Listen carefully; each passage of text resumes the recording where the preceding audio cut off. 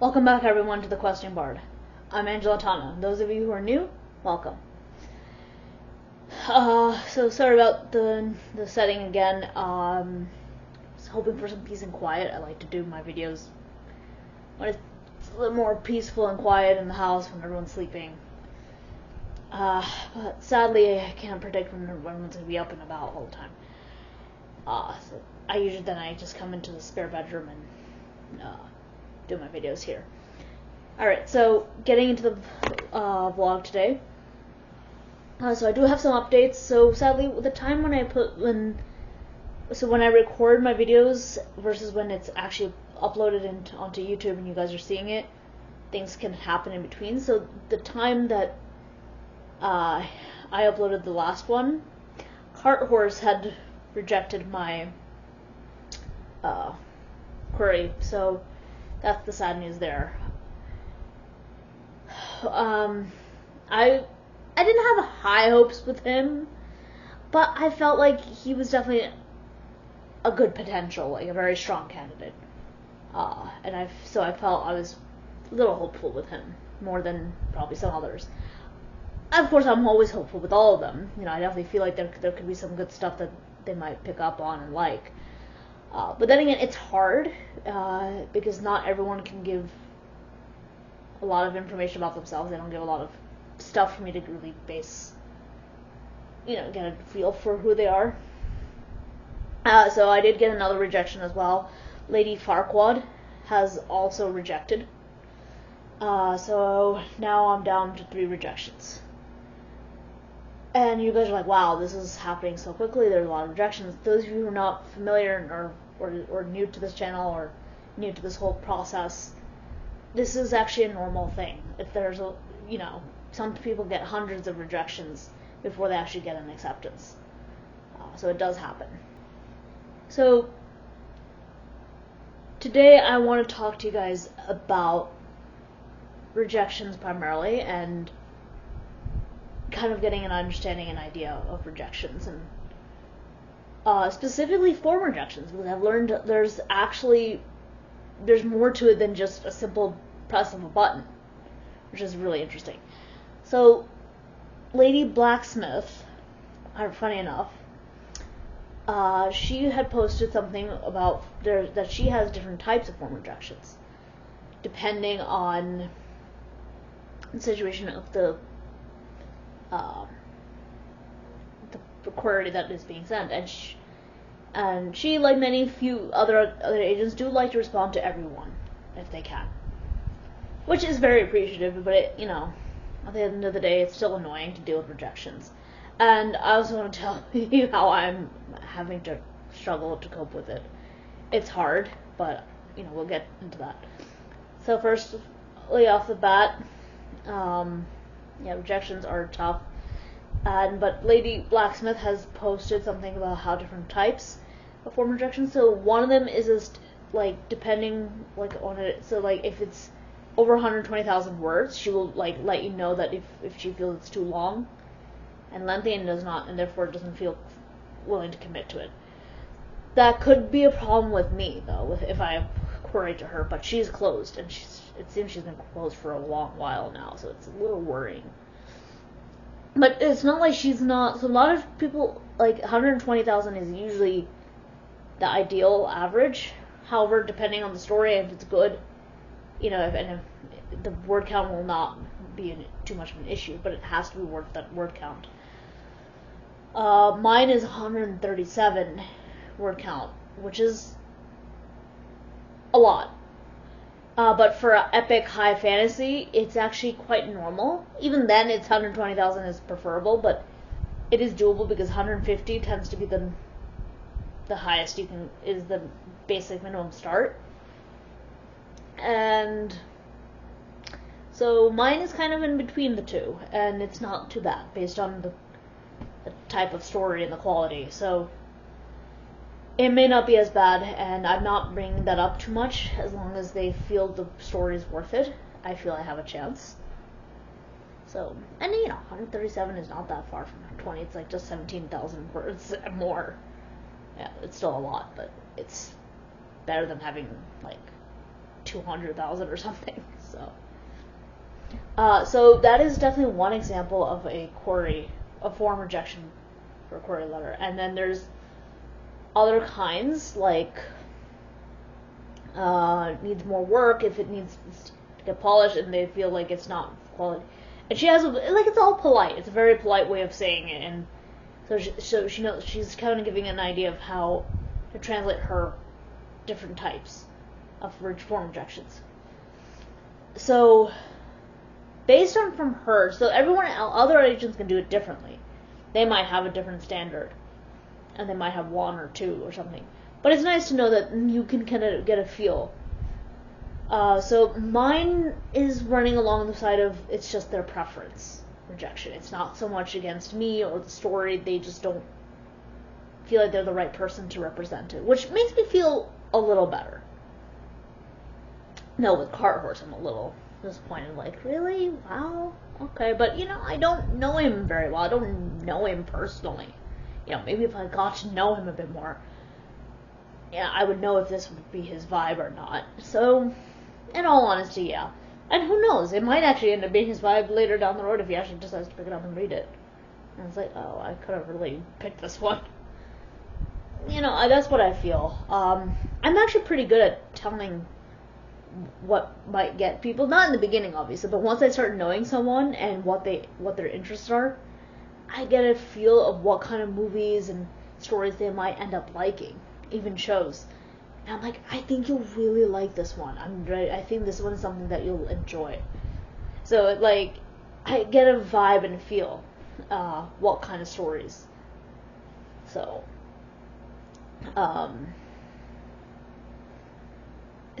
coming back to this. So this is something new I've learned and discovered. It's very great. And on top of that, I did apply for some more agents. I will let you know. Give me a sec. So here's the current updates so far that we have. So I've recently applied to Foxy Lady, Fort Knox, Alice in Wonderland, and Songbird. Songbird, I didn't come up with a nickname right off the bat. I just thought of it last night. So that's a little fun. Okay. Songbird is someone I've posted to some while back. Actually for my last manuscript I did, the Artemis Rose manuscript, I did query her. She did reject that, which I don't blame her, personally. I do get it. So I did query her on Friday. So fingers crossed she might like this one. We'll see. What my feelings on her is... Let me see. I think there's a chance, but it's really hard because she's not really someone who's... I usually like to base people, or I really get a feel of who they are from their the books and movies and shows and stuff like that, they like. So that usually gives me an idea of their vibes and who they are a little bit. It really gives me that insight. So she didn't really have that, but she did, she was really open-minded, very open to a lot of different kinds, so that really makes me feel better. That makes me feel like she's definitely someone who's very open to different kinds, and that makes it really good for me. So fingers crossed with her. Alice in Wonderland. Oh, sorry, I did not apply to Alice in Wonderland. Sorry, so my bad. I did not apply to her. The reason is because I already applied to Role Player, and Role Player and Alice in Wonderland they're working in the same company, the same agency company. So that will not be good for me to email both of them. I really do want to query Alice in Wonderland because she's actually new on the field, and she's really looking and is open and looking for new stories to represent and stuff like that. So there's ups and downs, I feel, with new people, because I feel they're like kind of untried and untested. But then they're probably more susceptible to like, to different kinds of stories and stuff like that might be there. But again, they could still be picky because they're probably getting a whole ton of them, and in the end, they probably already know what's gonna float their boat. What's their vibe. They're probably already gonna get a feel. But there might also be a hint of desperation there too. Like they're human and they want to get some good stories under their belt. So I don't blame them. So I would really want to do her before she feels like, okay, I think I have enough. I have plenty to work with, and I'm gonna just close or something. So I'm a little worried, but who knows? Maybe role player might actually accept, and I don't have to ever worry about that. So if it's meant to be, it's meant to be. Yeah, Fort Knox. Let me tell you about Fort Knox. Fort Knox is into court and royal kind of fantasies, like fantasy that deals with court politics and stuff like that. So that really can work, because Forbidden Cargo, the Kingdom Legacy, well, the first one is really a lot about court politics. There's also a sense of adventure. There's definitely fantasy elements and magic. So I think she's gonna like that. So fingers crossed. No, I don't know if she'll like the second one. See the sequel to it. Foxy Lady is. Let me see. Cross genre is actually a good thing. That's usually something I look for. If they love cross genre, I do have a chance, because this story goes to both demographics, YA and adults, and I think they both can. I found that both enjoy it. Well, okay, I can't prove it if young adults have actually enjoyed the story, but people have said that they feel that young adults would enjoy it. So, I'm definitely feeling it can go both ways. I wish I had a young adult that could actually read it and test that thing, but they're always so busy, and I do get it. They're trying to prepare for their future and their friends and stuff like that. So I do get that. Role player. So I tell you guys that last week I did reply thing for role player. So role player does have a good chance. Because she does like cultural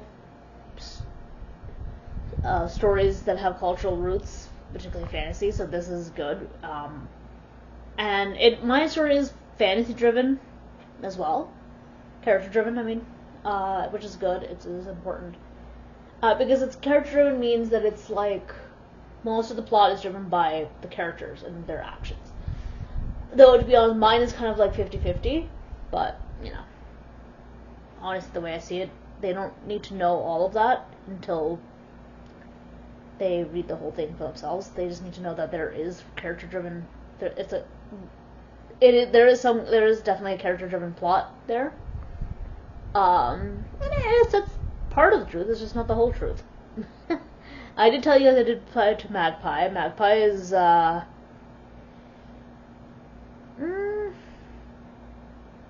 I don't have a lot of information. These people are not giving a lot of, their books and favorite books and movies. They do, but I'm not familiar with them. And I think that also makes it a little bit difficult as well for me.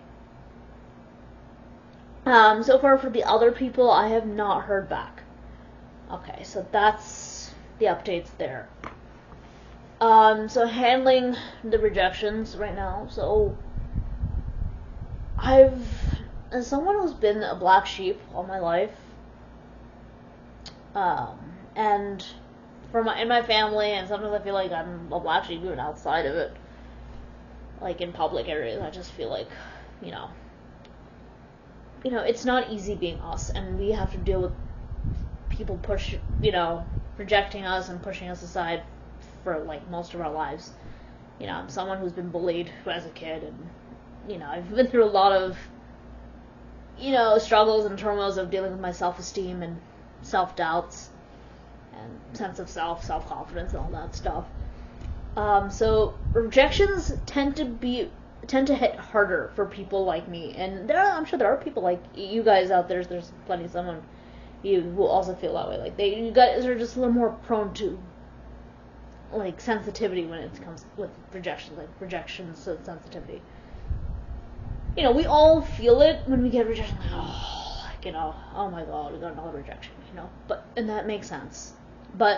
And we all do it, and and the thing is that people like us, we do get it. We do get that, that everyone gets rejected. There's not a big deal.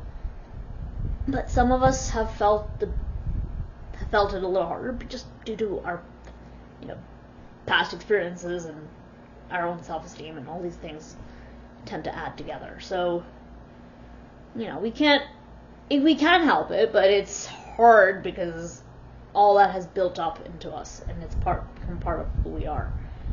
And, we honestly would like to finally just be proven wrong. Again, with like others to be proven wrong about us, and it's like, yeah, look at this black sheep, look at this person you thought you bullied all your life and is finally doing something that you can never do. So yeah, that would be very empowering, right? It's a very empowering thing to feel and do and become. So trying to hit that milestone, hit that objective is a very powerful thing. So it is a strong. I've definitely overcome a lot of it. I definitely feel a lot more confident in myself and who I am today.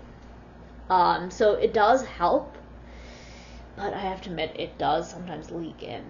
That's life, that's just how it is. Sometimes it does cut down, we're not perfect. We're human beings. We do get susceptible to it. I'm definitely better at handling it today than I was, back then when I was querying for Artemis Rose. I definitely feel that for Kingdom Legacy will fare better, and it's definitely, I feel like it seems like it's faring better, because at this rate I only got 3 rejections, but who knows, there might be more to come. There probably will be before the end.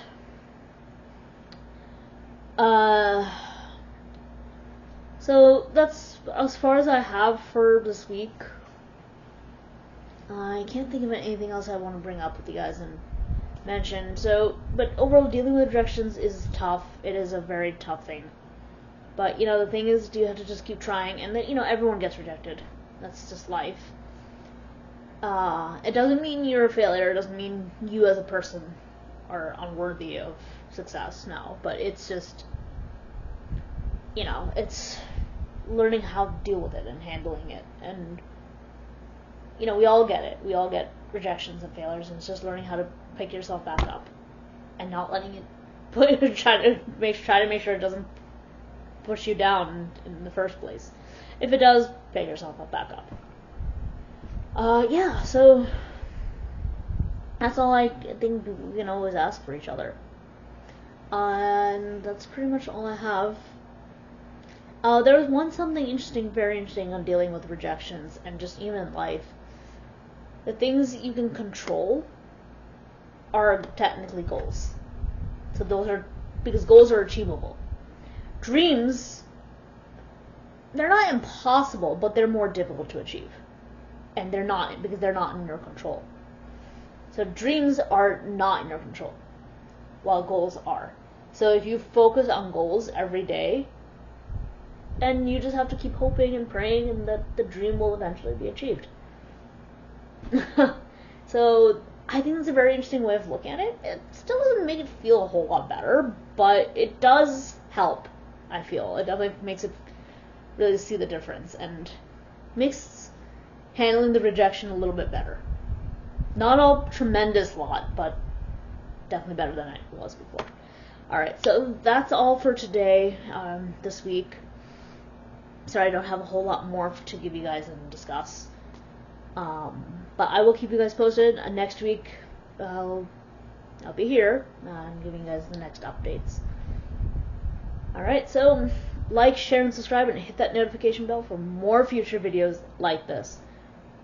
See ya.